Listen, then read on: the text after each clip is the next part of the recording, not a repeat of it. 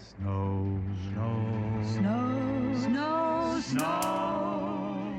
It won't be long before we'll all be there with snow. We got snow overnight. Oh, it's so pretty outside. It's so great. I kind of wish I could have seen it all fall. But there's a lot of snow out there. I would say at least 2 inches, maybe? Maybe 2 inches of snow, maybe a little less. The plow people come out when it reaches a certain amount, unless they're called. If they're called, then I think they charge a little extra, and then they come out and plow. Otherwise, it's like a standard contract. But, you know, if they're like, because the residents love to complain. If there's any snow on the walkways, they want it salted, you know.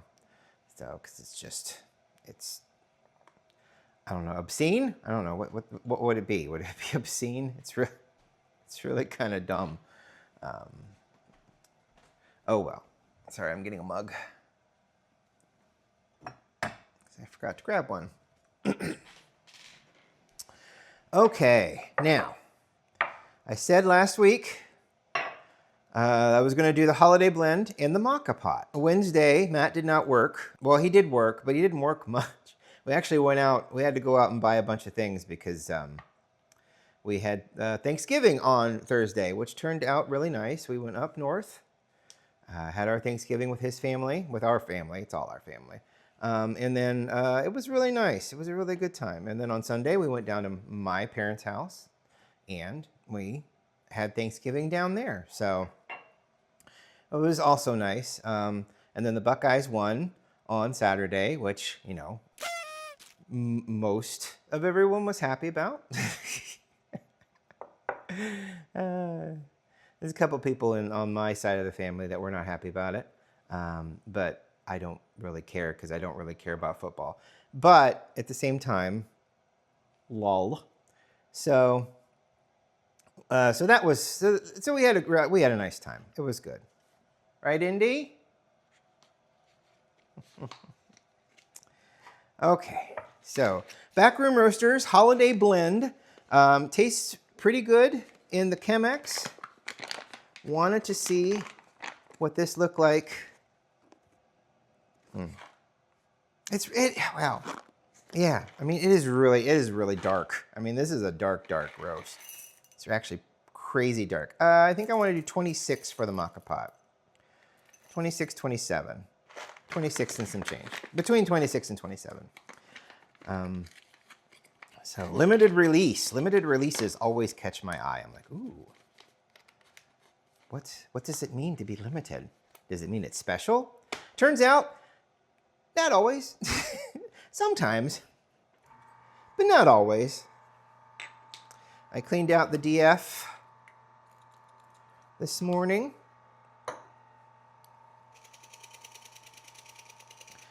It never gets too bad, but at the same time, when it starts to build up down here underneath its nose, I like to go in and just clean it out. If I'm running flavored coffees through it, then I definitely clean them out between every use of flavored coffee. Well, every change, because if it's the same flavored coffee for like 2 days in a row, then there's no reason to clean it out.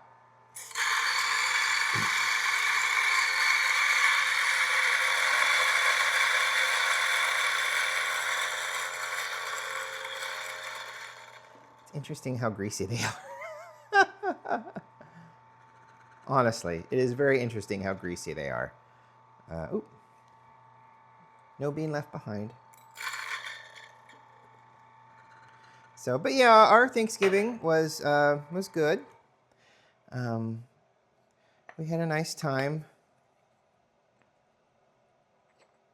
Oh shit! I guess that doesn't work out as well as I thought it would have. All right. We'll just pound it out a little bit, smooth it out. We'll lose some coffee, but I think it'll be okay. We'll be all right. Don't tamp it. Just smooth it. If we get a little pile here, it probably won't hurt anything. I'm not going to put filters on it, so it should be okay. We didn't lose too much coffee, but yeah, look at that. That's a nice heaping mound. Perfect. Oop. Got a little on the... I got to figure out where the hell to put this. I guess I can put it right here for now. I'm going to get everything off of here. The weight of the water doesn't matter because there's a specific spot where I filled it up to. So, what was it I did the last time? Did I put milk in this? Is that what I did? What did I put in this? I put something in this. Maybe, oh, it was half. It was half milk in here, and then half milk in, and then half water in here. And it turned out fine. It turned out fine. Yeah, that's the word. That's the word I would use to describe how it turned out. It turned out fine. I did not hate it. It mellowed out the harshness of the coffee. But it was basically in order to make sure the milk was hot when everything kind of combined, so it didn't cool the coffee down as much. So because this is all aluminum, so it just heats up quickly. Now I'm heating up water over here in order to speed the process up just a hair. Instead of milk, I do have half and half in there. I think it's still okay. I mean, it says it's good until January 14th. I suppose we could do that again. Why don't we do that again? Oh, yeah, it smells fine. I'm the one who can tell the milk is spoiled in the household. He cannot. Milk doesn't last long anymore in the house because he uses it for his protein shake. So we used to have milk that would go bad, and he would have to bring it to me because he couldn't smell it. He could taste it, but he couldn't smell it, and he didn't want to pour it in his cereal until we figured out, you know, if it was bad or not, because he could taste it, but for some reason he can't smell it, which is very interesting to me. But fine, whatever. Yeah, so I've got all that coffee in there. So we'll put the half and half halfway. We'll put the water in here halfway. We are going to lose water because the steam that it creates to push the water up through the bed of coffee and into the chimney and into the pot is water that it is using, you know, that's powered by itself, basically, and heat, but mostly, you know, steam, which comes from the water that we put in there. So half and half is good. It just means there'll be a little less coffee maybe in the thing. We can monitor it by alternating the heat back and forth a little bit. I'm going to turn the light on over here. I need to clean my hood off again. There was that day the hood freaked out because I guess it has a little self-timer in it where if it gets to a certain point and you haven't reset it, the filter, it tells you the filters need to be cleaned out because there's filters up there on the hood. So you got to pull them out and give them a clean and then stick them back in, and then that resets the timer. And I think I don't know if it's a year. I'm pretty sure it didn't do it for like 3 years, and then after 3 years it freaked out like it's supposed to. So I don't know exactly. Ooh, I washed out my what did I do with that? Huh. Let's see, I washed out my little spoon holder. Oh, there it is. Washed out my spoon holder when I cleaned up the countertop. Everything turned out really well this year for Thanksgiving, which is really nice. I mean, not to say that it doesn't. Sometimes he's burned buns a couple of times, but this year everything turned out really well. Mom's new stove, by the way, is absolutely fantastic. She was so happy. She was elated. She just jumping up and down basically because her rolls came out. She said, "Look at those rolls. Those rolls look perfect." And then she was talking about her the pies that she made. Oh my gosh, these pies are, the crust is amazing. They came out just right. And it's like she'd been working with an oven for like the past couple of years that came with the home. maybe about that much. There we go. They came with a home, and like I said on Tuesday, when we moved it out of the house, it was like a piece of tin.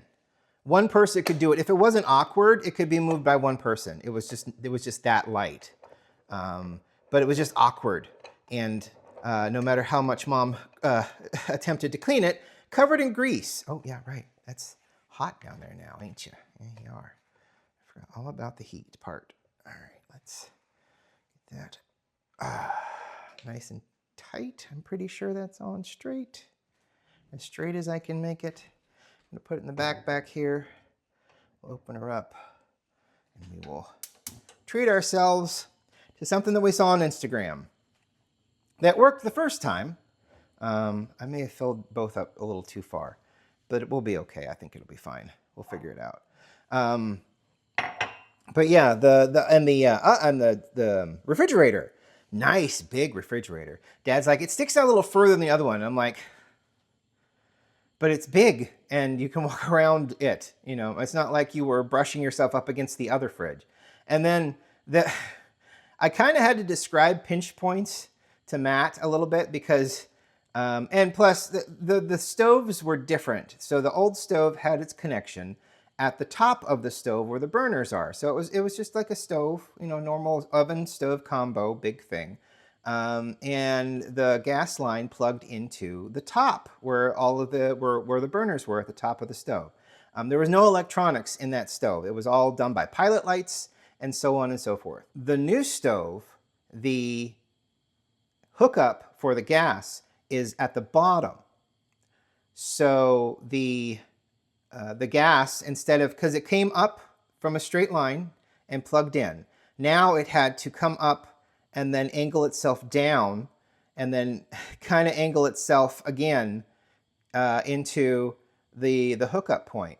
So Dad went out and bought an elbow joint so he could screw in the elbow so that it didn't have to have another pinch point coming in like this. So it just came straight down. So basically it only has one place where it could technically pinch if it were to do so. It's not going to do so. In reference to that, now the oven is just a little bit further out because he doesn't want it directly up against the wall. And Mom's like, I couldn't reach the microwave because the microwave was above the stove. She said, I couldn't reach the microwave. We had to push it back a little bit further.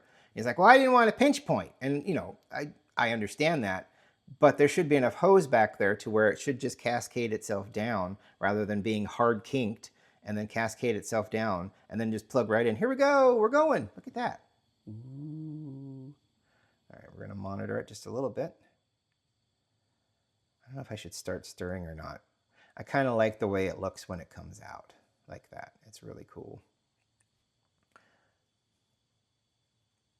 But so yeah, they got that all thing. God, look how dark that is. Oh, wow, that is super dark. Holy cow. That is so crazy dark. It's almost like dark chocolate milk. I should have taken video of their burners because their burners are super neat. There's a bunch of little fingers. There's like a ton of little fingers that come out of gas.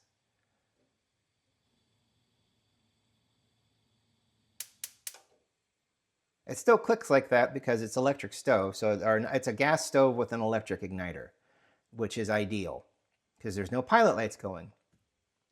Dad is afraid of the oven though, because I mean, in order for anything to ignite, with this, you have to have a little gas coming out. So what he does not like, just going to go just a little bit more. I'm chancing it. I'm going to chance it. There we go. So yeah, I may have put too much in there. Oh no, we're going back down the chimney. No. All right, taking it off the heat, putting it over here for a second. It shouldn't overflow, I don't think. So, you know, when you start, there's a little bit of gas that comes out to start with. and then the electric igniter ignites it. That's how electric stoves work. Now, Dad has never messed with those kind of burners. It's always been gas stoves, and at one point, our stove was so old, he had to start using matches in the old house in order to get the stovetop to light. So that is the mentality that we are working with, and that's the mentality he would rather work with rather than newfangled technology. So anyway, the stove, the oven, is also electrically lit. So when they turn on the stove, a little bit of gas comes out, and then it sparks, and then whatever needs to be lit is lit down there. So he doesn't like the fact that he can smell a little gas. So he doesn't like it. That's a beautiful chocolate milk right there. Oh, that's really sweet looking. Really sweet looking. Look at you. Wow. Go team. And it's not burning hot. Oh my God. Ooh. That works really well with that. Ooh. Oh, wow. That's really good. It's good, Indy. What do you think? I don't know if we can see you or not. I can't have the TV on at the same time this is on because I'm pretty sure that that's what caused this to skip frames. Oh, well. Oh, that's delightful. I like that a lot. The maca pot's a lot of fun. And the innovation, it's just like the AeroPress. Flip it upside down to brew, and like, wow, what a concept, and then burn yourself as you flip it back over. Oh, great, thanks, I appreciate that. Is there any other device that I can do the same thing with that won't burn me? Yeah, let's get the OXO Rapid Brewer. Okay, and it works. I love that OXO Rapid Brewer. It's really great. At the maca pot, oh my gosh, on a wonderful snowy winter day, I am grateful for coffee and half that is not rotten. A lot of other things, but at the moment, that's kind of it. And I'm watching everybody gingerly drive down the road here because it is not plowed. Oh my gosh, I may have to take a drive today.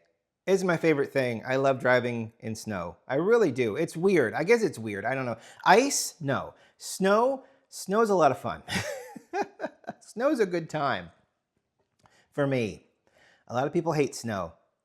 Even when I was driving to work and back, I still loved driving in snow. Snow at night, having the things come at you like you're going at warp speed, and then navigating the highways because there's not very many people on the road with you, which is nice. But at the same time, because I would come home when I did my shift at the hospital, specifically, I was there from 3 till 11. So I would leave, maybe 3 to 11:30, depending. Some days it would be a 12-hour shift because somebody needed to call off because it was snowing. And then I would have to drive home with traffic coming the other way because I was leaving the area while everybody was coming into the area. But driving home on the perfect ideal would be leaving at like 11:30, and then driving home with nobody around me but the snow and the snow trails on the interstate. And it's weird. I just find that a lot of fun. A lot of people don't. I get it. I hate other people too.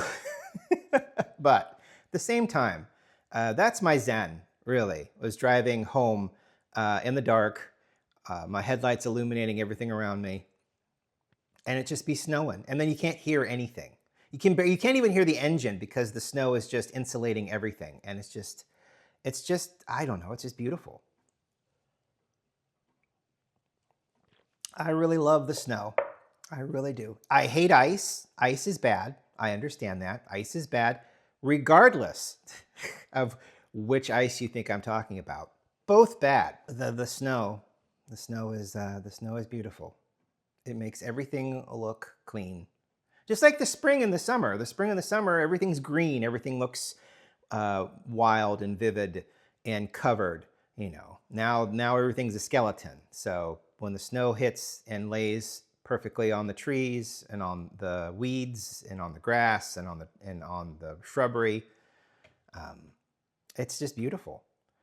And I wasn't feeling Christmassy before. I honestly decided I wasn't going to put up the tree this year. I just didn't feel it.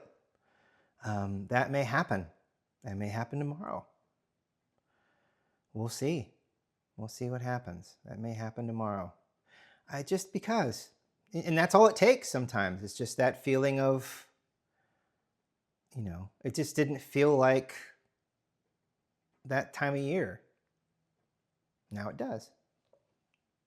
It's sometimes your brain is just that way. And there's nothing wrong with that. You know, sometimes your brain is just that way. Thank you for watching today. I really appreciate it. Thanksgiving was great. I hope yours was great. We're now in December. Fantastic. The year's going to be over here pretty soon. December will end up being a long month, I think. But probably not as long as October felt like it was incredibly long. But, you know, December will end. It's how time works. Yeah, we'll get through our December together. Okay. Hope you have a good one. We will talk to you tomorrow. See ya. Bye.